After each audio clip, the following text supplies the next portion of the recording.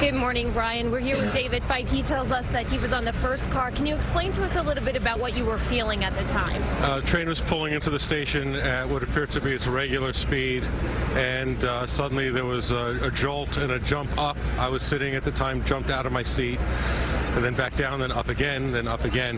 The train jumped the end of the line and went right over the embankment that resists it and into like a station office. And people that were standing up to exit at the front of the train all toppled in front of each other. And then there was what looked like smoke, but probably dust. And soon afterward, we were exiting backward, and the train couldn't go forward. The front of the train was significantly raised over the platform, so nobody was able to exit there. We've seen some people being triaged here on scene, but also some people being taken away in ambulances.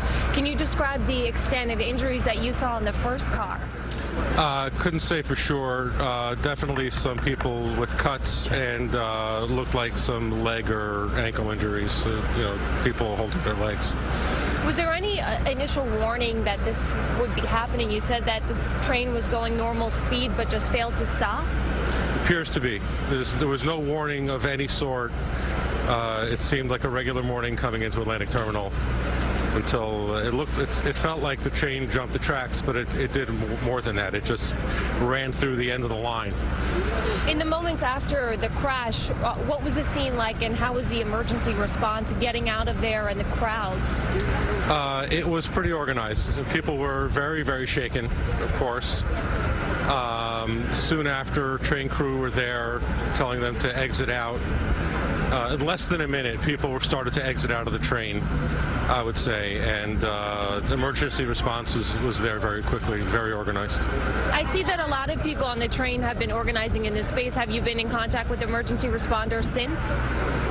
Police officer said at least register the fact that it got shooken up a bit, but it's one of the triage areas. Other than that, are you feeling all right now? Yeah, just shaken up, and my back feels a little out personally, but the people with a lot more serious injuries.